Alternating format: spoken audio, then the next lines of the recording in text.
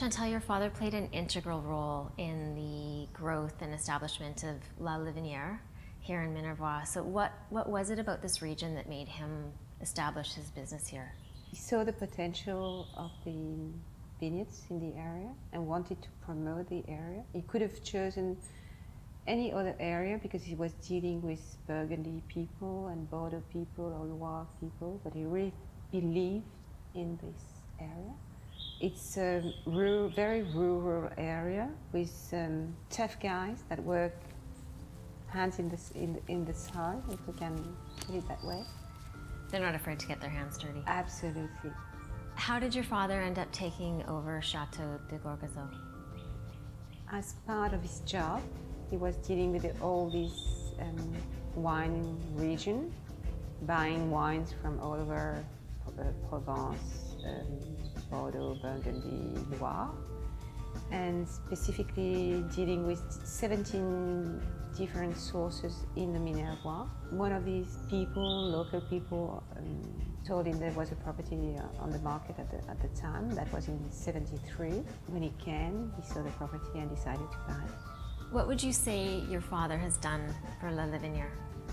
At the time, the Languedoc was a little bit like in a crisis because people were producing mainly huge quantity of wine, but not caring about the quality. The main challenge was, of course, to improve the new production of wine. And his second great challenge was to create Cru La Livinière. When you say the Cru La Livinière, what does that really mean? Cru is the word for vat or vintage. It's a distinction. It's a top distinction. He felt, with a couple of colleagues or friends or shareholders, that there was a small restricted area called La Livinière, which is our village. And then he, for 15 years, with lots of reunions and conferences with the government, tried to uplift that village La Livinière to create the Cru La Livinière. What do you think your father would say if he had an opportunity to tell the world about this region? He would like to tell everybody that it's a great region that make beautiful wines for good value. It could be the next Bordeaux, but let's say that we have first the Languedoc and we have our own identity. I would just say, try our wine and you'll never be disappointed.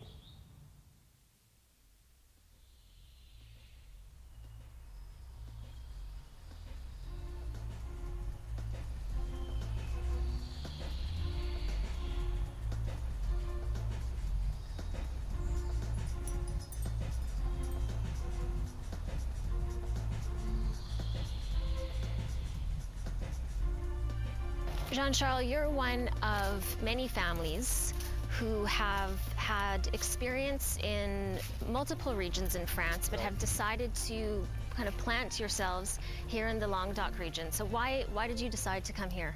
Well, we looked at different places in France to expand our vineyards, and one of the biggest vineyard of France is the Languedoc, so it has a variety of climate, of soils, and also grape that you can grow.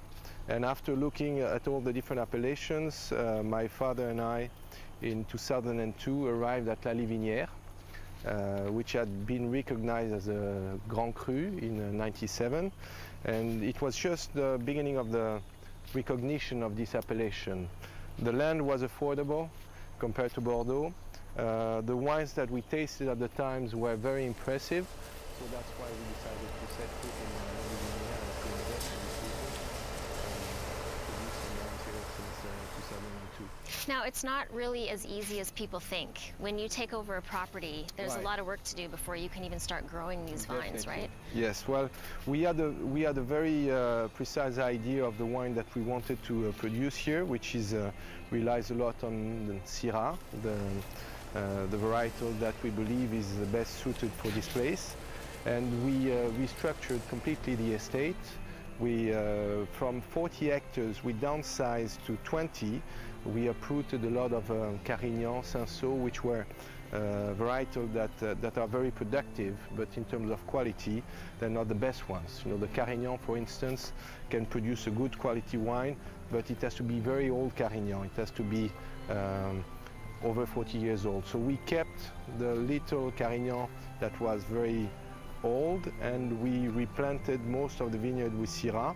And today the vineyard is about 60 hectares with 70% Syrah planted.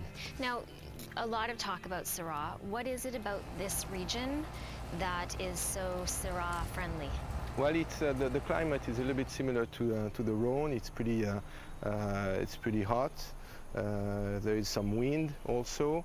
Syrah has a relatively short cycle, which is perfectly suited for the climate. And we tasted, you know, many wines, and it appeared that Syrah, for some reason, shows the best finesse, elegance, and is really the best suited for this land. Then how would you say that Syrah would differ from, let's say, Syrah grown in the Rhone Valley and Syrah that is planted around the world? Oh, well, you know, every region has its own style, and it's very, very difficult to precisely. In the rest of the world, you know, in places like Australia, where Syrah is referred to as Shiraz, you know, the wines are bolder, bigger, probably higher alcohol. In the Rhone, they express different aromatics. Here, they have, we believe, enough freshness, good acidity, good structure, and very nice flavors, and they're just different. Mm-hmm. And there's also something in this region called the Garrigue. The Garrigue, which exactly. is, and explain what that is. Well, the Garrigue is a mix of different herbs and aromats that grow widely here, and that will give a taste to the wines here, because we believe that the grapes absorbs a little bit like a sponge all the flavors surrounding. If you have eucalyptus next to a vineyard, then you can, you know, in some Australian wines, for instance, you can taste the eucalyptus, a very minty taste.